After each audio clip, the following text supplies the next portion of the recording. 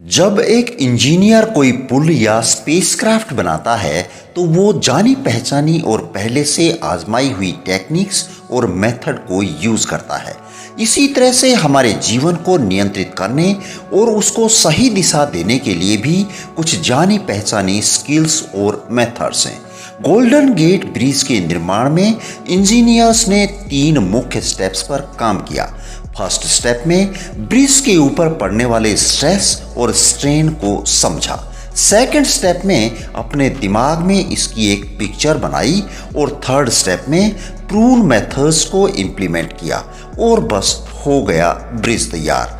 इसी तरह से यदि आप चाहते हैं कि आपकी प्रेयर्स का भी कोई जवाब मिले तो आपको इसके लिए प्रॉपर टेक्निक्स और मेथड को अपनाना होगा और फिर एक साइंटिफिक तरीके से इनका जवाब मिलना शुरू हो जाता है।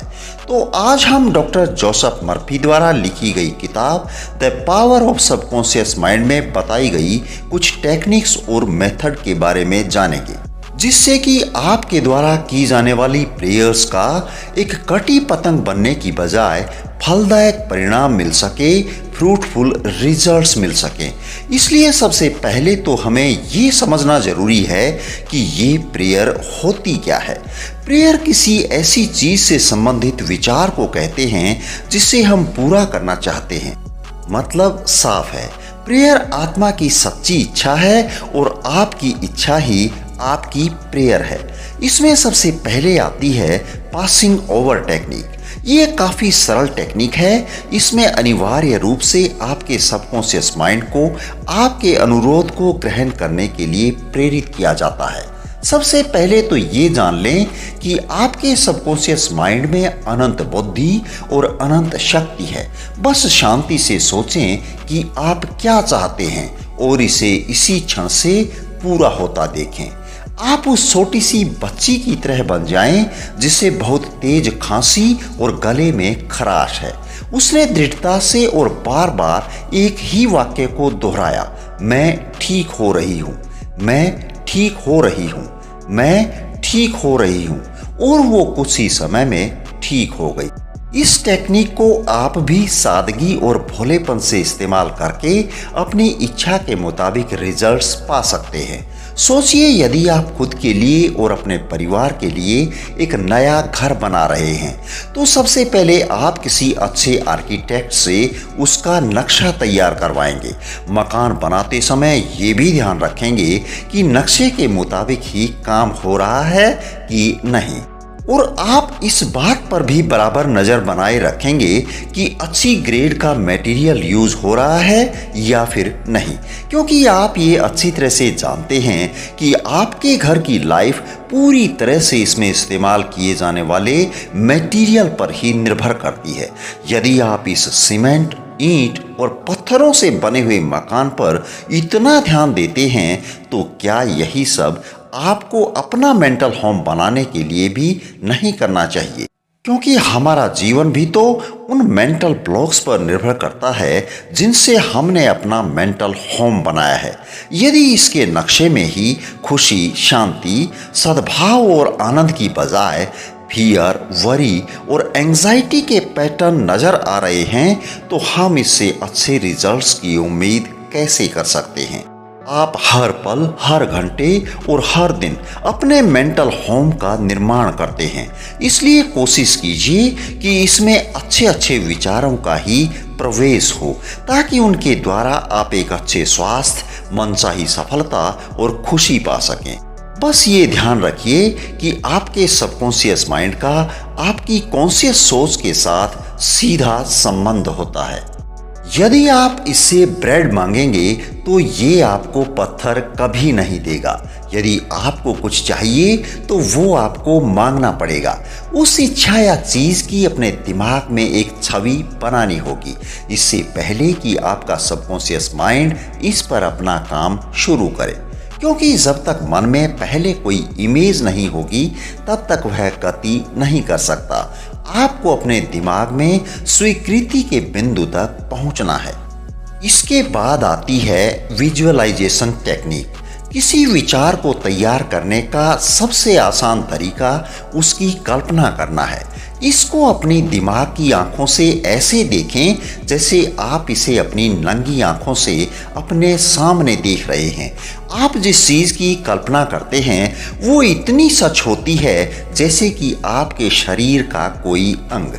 जो भी आइडिया और थॉट्स आपके मन में आ रहे हैं ये बिल्कुल सच्चे हैं और कभी ना कभी आपके सामने अवश्य ही आएंगे। सोचने का ये तरीका आपके मन के ऊपर एक छाप छोड़ देता है जिन्हें हम इम्प्रेशंस बोलते हैं और यही इम्प्रेशंस आपके जीवन में तथ्यों और अनुभवों के रूप में प्रकट होते हैं। नेक्स्ट है मेंटल मूवी मेथड। एक पुरानी कहावत है, एक तस्वीर 1000 शब्दों से भी बढ़कर होती है। इस तथ्य पर हमेशा जोर दें कि सबकॉन्शियस माइंड मन में रखी किसी भी तस्वीर को सामने लाएगा और उसका परिणाम उसी के अनुरूप होगा। इसलिए मन में और विचारों में अच्छी तस्वीर ही बनाएं। ये मेथड खासतौर पर प्रॉपर्टी बेचने में काफ़ी यूजफुल होता है। यदि आपके पास कोई घर या प्रॉपर्टी है जिसे आप सेल करना चाहते हैं तो सबसे पहले अपने मन में इसकी कीमत की सही पिक्चर बनाते हुए अपने आप को संतुष्ट करें। ये प्राइस आपके लिए और बायर के लिए फेयर होनी चाहिए। अब अपनी आंखों को बंद कर लीजिए, बिल्कुल रिलैक्स हो जाइए। इसके बाद अपने हाथों में उस अमाउंट का चेक महसूस कीजिए। चेक को पाने की खुशी मनाइए। चेक देने वाले का धन्यवाद कीजिए और इसी पिक्चर के साथ सो जाइए। इसके लिए आपको इसे सच्ची घटना के रूप में मानना है और फिर आपका सबकॉन्शियस माइंड इसको इम्प्रेशन के तौर पर ले लेता है। आगे है बुडोइन टेक्निक। इस टेक्निक का नाम फ्रांस के एक प्रोफेसर चार्ल्स बोडाइन के नाम पर रखा गया है। वो बहुत ही ब्रिलियंट साइकोथेरेपिस्ट था। इस टेक्निक में भी आपको स्लीपी स्टेट में चले जाना है, बाकी सभी विचारों को मन से निकाल देना है और आप जिस काम को करना चाहते हैं उसकी इमेज अपने मन में बनाते हुए ये फ्रेज बोलना है, it is finished in divine order, यानी कि ये ईश्वरीय काम में खत्म हो रहा है। ऐसा करने के लिए आपको किसी आराम चेयर, सोफा या बेड पर बैठ जाना है, रिलैक्स हो जाना है और फिर कम से कम 10 मिनट तक इसे रिपीट करना है। उसके बाद सो जाइए।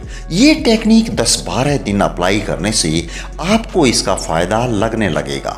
मैं फिर से याद दिला देता हूँ कि जब तक आप इसे पूरे विश्वास के साथ नहीं करेंगे तब तक कोई भी टेक्निक काम नहीं करेगी। नेक्स्ट है द स्लीपिंग टेक्निक। जब हम नींद महसूस करते हैं या नींद की अवस्था में होते हैं तो हमारे एफर्ट्स कम से कम लगते हैं। नींद की अवस्था में कॉन्शियस माइंड काफ़ी हद तक सुप्त अवस्था में चला जाता है।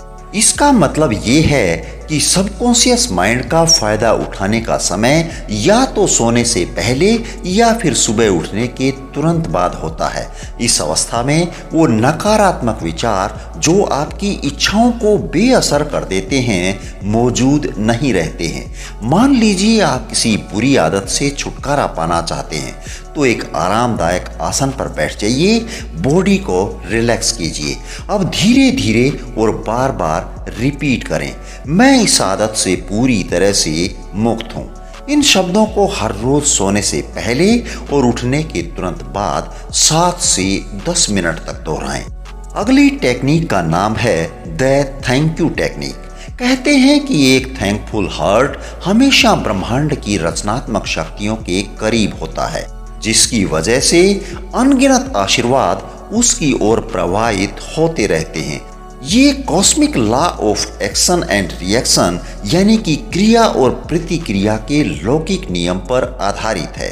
The power of your subconscious mind किताब में ऑथर ने एक महिला का किस्सा साझा किया है जिसके पास पैसे की इतनी तंगी आ गई थी कि वो अपने बच्चों को 2 वक्त का खाना और कपड़े देने में असमर्थ थी।